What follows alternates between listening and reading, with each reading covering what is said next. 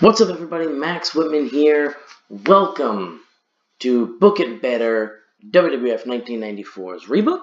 This is October's in your house, and we're just going to get right into it. Hopefully, we got a pretty good show here. We're going to start with our pre-show. This is we've introduced a brand new championship. That championship is the World's Worst Pre-Show Match title. And the goal here is, as it sounds, to create the world's worst pre-show match. And we are starting at the inaugural, the very first match is here at In Your House October, and it's Crooked Dick Johnny Hogg versus Dink the Clown versus the Brooklyn Brawler versus No Gimmicks Needed Steve the Samurai versus the original Sheik. That's right, the 68-year-old Sheik. We picked him up. He was a local worker, and he wasn't doing anything this day, so we brought him in. We paid him $900, and this is a 5-man grocery store death match, and it goes for 30 minutes, and Dink defeats the Iron Sheik by pinfall. Dink wins the world's worst pre-show match title. Mark it on your calendars. Sunday, October, Week 4, 1994, the World Wrestling Federation introduces the greatest title of all time, the World's Worst Pre-Show Match, and Dink the Clown is the inaugural winner. He defeats Crooked Dick Johnny Hogg, the Brooklyn Brawler, No Gimmicks Needed Steve the Samurai, and the original Sheik. The Sheik was not happy about jobbing here to Dink, by the way. I will say that. Crooked Dick gets a 32, Dink a 27, the Brooklyn Brawler at 24, Steve the Samurai at 27, and Sheik pulls a 22. So you know what? F you, Sheik. You're the worst performer. You were literally the worst performer in a worst performers match, and you're gonna complain about doing a job to Dink, who might have actually been the second best. Yeah, Dink was the second best performer here. Dink had a better performance than the Brooklyn Brawler. The Brooklyn Brawler, a full-size man, a real person, if you will. Dink pulls a better performance than him and wins the belt. It scores a 23. It's actually way better than I thought it was. I'm actually a little bit disappointed.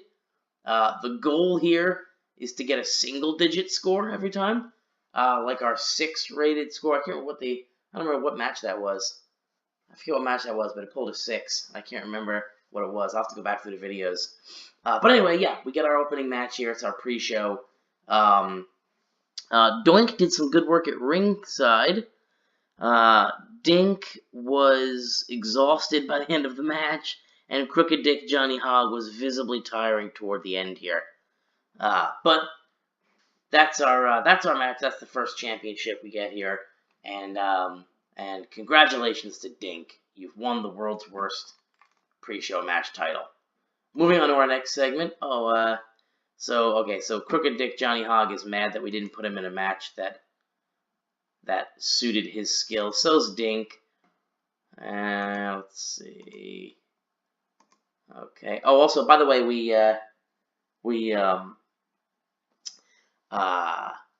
we buried the Sheik in that match, by the way, just because he doesn't work for us, and I felt like doing it. Anyway, Razor Ramon versus Bam Bam Bigelow here. Bam Bam's going to defeat Razor Ramon in 18 minutes by pinfall. The match scores a 74. Not a great match, actually. Gets the crowd hotter, though. Razor pulls a 76. Bam Bam pulls a 73. I'm actually a little disappointed in this match, but it is what it is. It's not a terrible match. It's not a great match. But it's certainly not the kind of match that I was hoping for from these two. We do put Bam Bam over. Again, we're just trying to book things a little bit differently than you might have expected them to normally go in the traditional WWF. So Bam Bam's going to get the win here. Takes about just under 20 minutes by pinfall. Bam Bam improving in performance skills. But the match gets the show off to a strong start. So, we'll take that for an opener. Decent, solid opener. I don't really get an angle here. It's just a promo from Shawn Michaels. He's talking about Diesel and their Intercontinental title match coming up. This match, this show, just to put it out there, being held in front of 30,000 people at the Richmond Stadium in Virginia. Let's see, moving on to the next segment here. We get Lex the Tabby Luger and Jeff the Persian Jarrett losing to Sid and Adam Bomb. Sid and Adam Bomb successfully defending their title. It's going to be Sid Vicious defeating Jeff the Persian Jarrett by pinfall with a chokeslam. Lex Luger off his game, but improving at his gimmick, improving at his power cat gimmick. Adam Bomb not suited to his gimmick. Adam Bomb was off his game, and Adam Bomb sustains a bruised kidney in this match. Jeff Jarrett pulls a 62, Luger 73, Bomb a 60, and Sid Vicious a 76. So, again, not an awful match. I'm hoping that our two main event matches, Shawn and Diesel and Bret and Jericho, score high, because our last pay-per-view did not meet the requirement for our pay-per-view provider, which would be an 84. And so far, two matches in the 70s, not a particularly good start for our show here. So hopefully we can pull something better towards the end of the show here. Yeah, the Bomb. Okay. Diesel's going to cut a promo. It's going to get a 73. It's basically Diesel cut a promo on HBK. Standard. We're going to get Yokozuna and Crush versus the Nasty Boys versus the Smoking Guns. That match is going to pull a 75. And Yokozuna and Crush are going to get the win when Crush defeats Bart Gunn with a chokeslam. Let's see. Crush 59. Yokozuna 77. And the Nasty Boys are 68. And then Bart and Billy Gunn, both 50s. 54 and 52, respectively. So far, our best match on the card.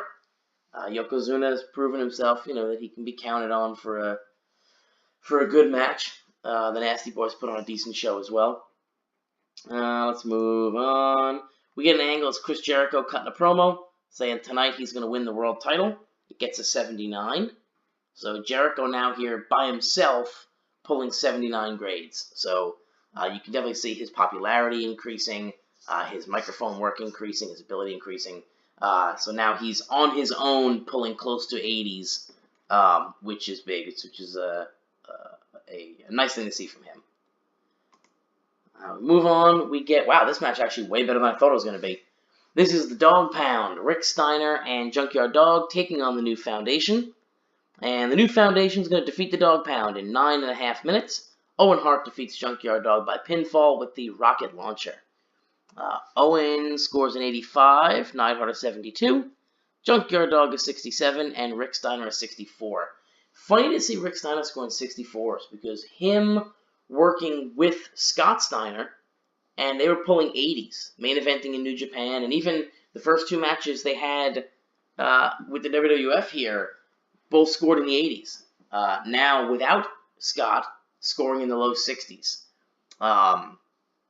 So this match advances that storyline. It gains heat, but definitely an interesting takeaway for Rick. It was, when we first brought the Steiners in, we said, okay, we'll use them as a tag team. We need a babyface tag team. Maybe we'll break them up, do kind of a singles thing, and I had hoped that maybe Rick would be the guy instead of Scott that we kind of pushed. But he hasn't shown much so far working without Scott. So we'll see when Scott gets back, and hopefully we can put him in a tag team and see where that goes. But definitely disappointed with Rick's work outside of that tag team. We're going to get Diesel versus Shawn Michaels. That's the match that I was hoping for.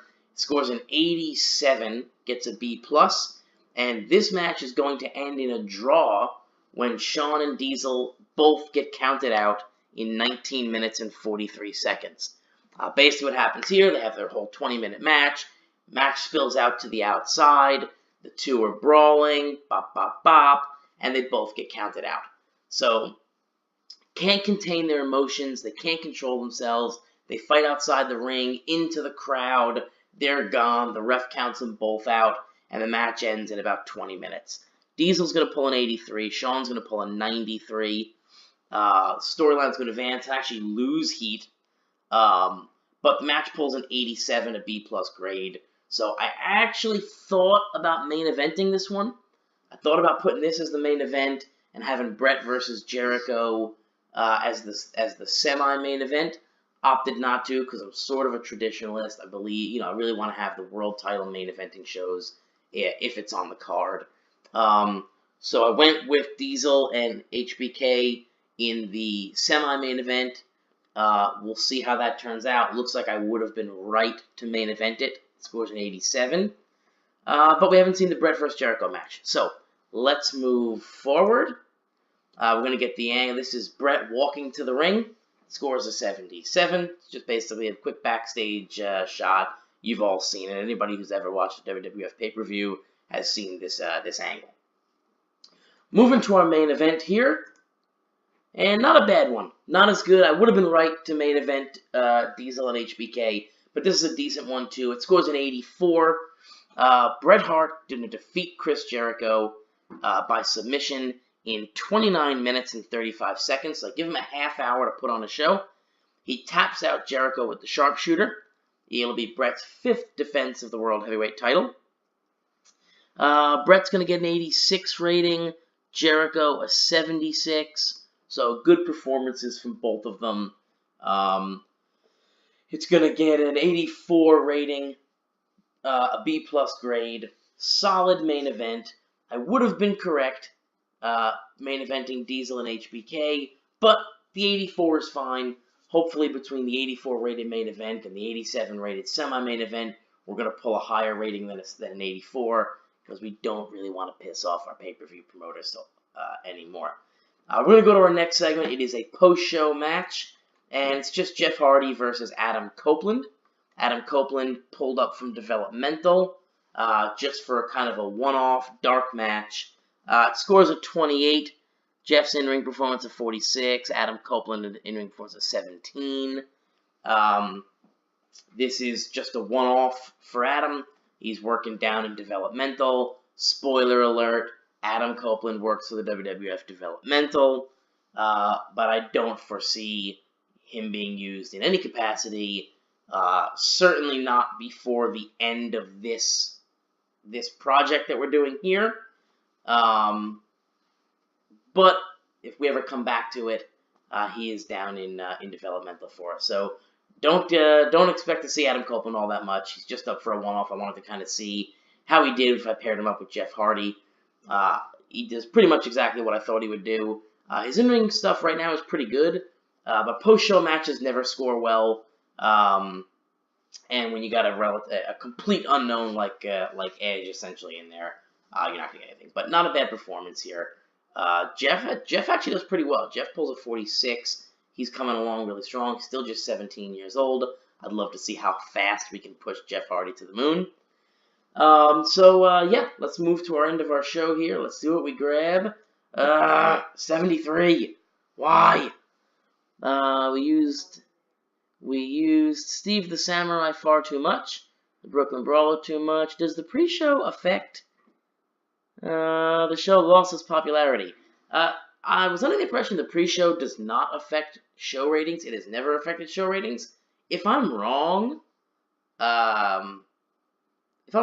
leave a comment. Let me know if I'm wrong. I thought it didn't affect it. I suppose a 73 is possible, given that... No, I don't see how a 73 could really be... if our lowest rated... So the lowest rated grade we got on the show was a 74. I have a hard time believing that let's see, the final grade is used in the measurement. I don't know. So if you have any input there, leave it in the comment. 73, terrible in your house. It's going to lose its popularity in 11 regions. It's also going to piss off our pay-per-view provider. We got Survivor Series coming up next month. Hopefully that can boost things a little bit. I'm probably gonna try and stop doing pre-shows. Stop doing pre-shows on our pay-per-views and see if that changes anything. because I have a hard time believing the pre-show has to be affecting this. But regardless, let's continue on. That's our show. That's our show for today. Thanks for listening. Thanks for tuning in. Don't forget to come back on Wednesday. We have the Fallout Monday Night Raw. We're going to start our build into Survivor Series. Royal Rumble right around the corner. WrestleMania coming up in just a few months. And as of now, it looks like WrestleMania will be the end of the 1994 rebook. We're going to keep the save, probably revisit it at some point. But follow along, check us out. Go ahead and hit like, go ahead and hit subscribe. Leave us a comment, let us know what you want to see. We've slowly started to derail here and come off the tracks. So I think after Survivor Series is pretty much the last show right now that we have fully booked out already with stories and matches. So most likely after Survivor Series, things here are going to start to get a lot screwier. And we're going to start to get to the point where ratings are less important, and we might just kind of see what kind of absurdity we can come up with. So check us out. Come on back. Again, click like, click subscribe. And until next time, for all the people here at Book It Better, thanks for checking in.